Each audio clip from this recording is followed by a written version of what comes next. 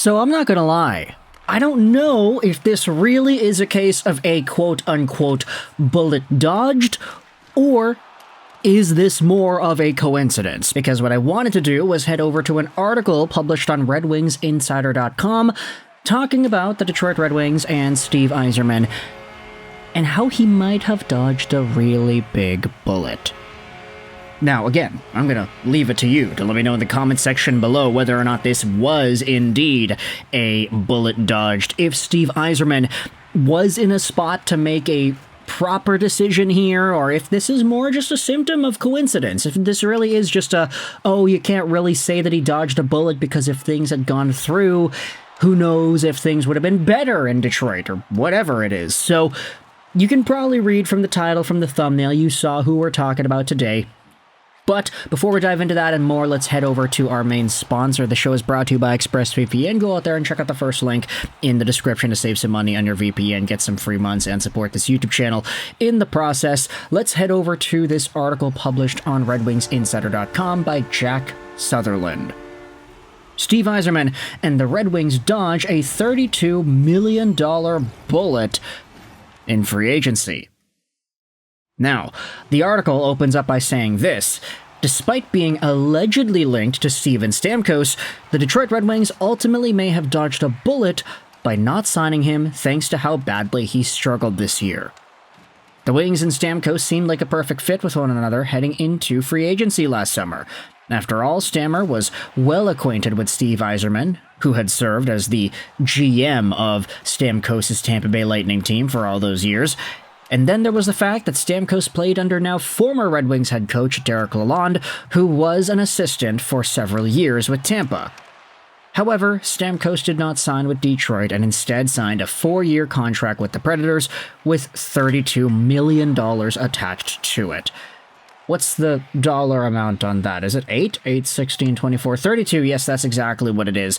An $8 million AAV deal.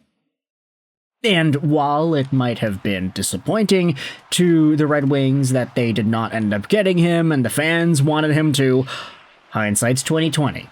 Stamkos and the Predators have inexplicably struggled this year, finding themselves in second to last place in the West. Even more strange is the fact that Stamkos appears completely cooked, having gone his last 13 games without a single point, and he has not scored a goal since January 23rd. Now, this is where the article gets into some speculation that we have talked about. This was back in July. Earlier in that time frame, Yzerman appeared to imply that he had interest in one very particular player, but ultimately things didn't work out. We had some interest in one guy that we thought might be a fit. You know, these things got to happen really quickly. And we decided very quickly that it's going to be some major surgery here and try to get it done, and we didn't want to waste everybody's time in getting there. While he didn't specifically say Stamkos' name, it's likely that's who he was referring to. Now, I wanted to use this conversation. By the way, the article is going to be linked in the description. There's a little bit more in there, so you can go out there and check it yourself. But I wanted to use this idea to really talk about the Nashville Predators and the Steven Stamkos situation, because I know there will be many Wings fans that respond to this idea and say, hey, like, the guy's cooked, he's really not good anymore, and the Red Wings might have done a really good thing by not signing him. Again, we don't really know if Steven Stamkos in Detroit would struggle as much as Steven Stamkos in Nashville right now. Just in case you needed the scoop, Stammer is 35, signed till the end of 27-28, 6'1", 194, right-handed guy, we know what he does. Signed on with $8 million as the AAV. Last year, with the Tampa Bay Lightning, Stammer had 81 points and 40 goals in 79 games played.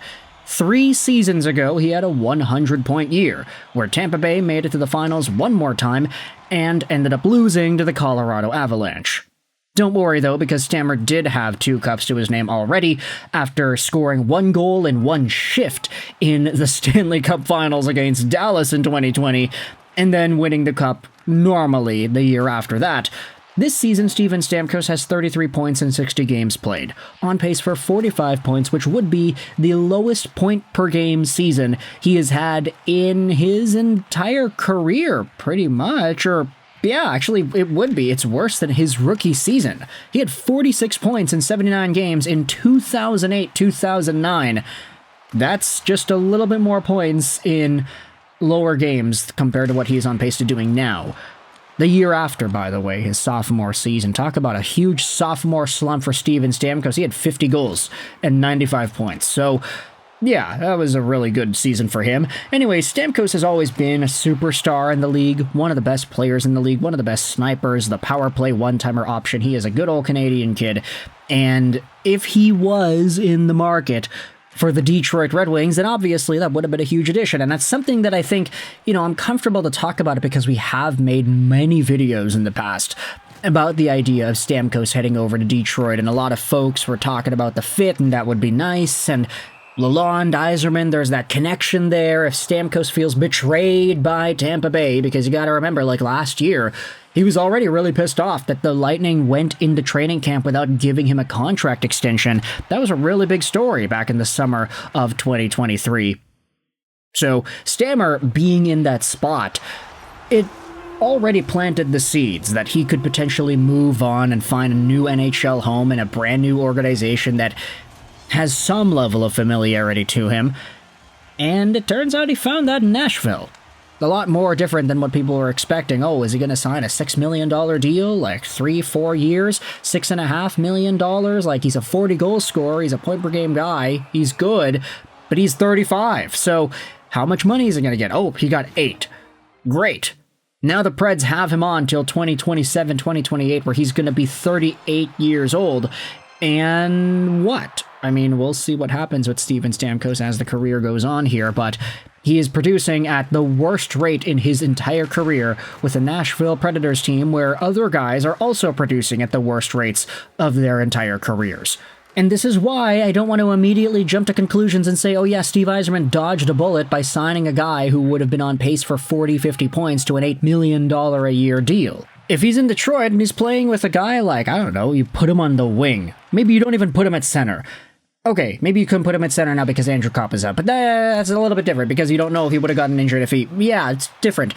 Anyways, Steven Stamkos playing on the Red Wings, I feel like he'd be a lot more productive than what he is right now. I don't know, like imagine that one-timer option on the power play. Imagine a Patty Kane setting up Steven Stamkos. Remember that tweet that we had seen earlier? Like, we had discussed the idea of Erik Karlsson getting traded over to Detroit, and the thought process was, imagine telling a fan of the Red Wings 10 years ago, saying, hey, in 2025, Patrick Kane, Vladimir Tarasenko, and Erik Karlsson will all be Red Wings. You can say the same thing about Stammer.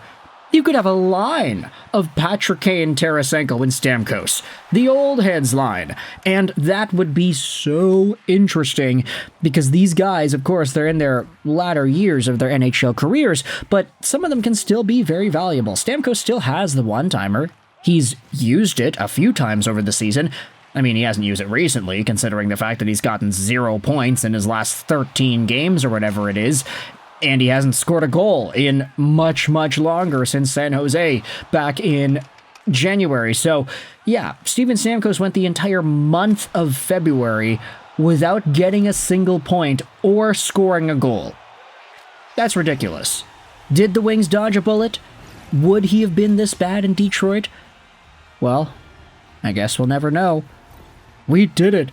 We did it! Okay, all Jason Tatum memes aside, let me know your thoughts in the comments section below. Did Steve Yzerman dodge a bullet by not signing Steven Stamkos in the offseason? Let me know in the comments, what do you think he would have been able to do with the Red Wings? Would he have been as bad? Do you agree or disagree with this assessment? Let me know in the comments, what do you think? I hope you enjoyed this video. Roll 9, and bye.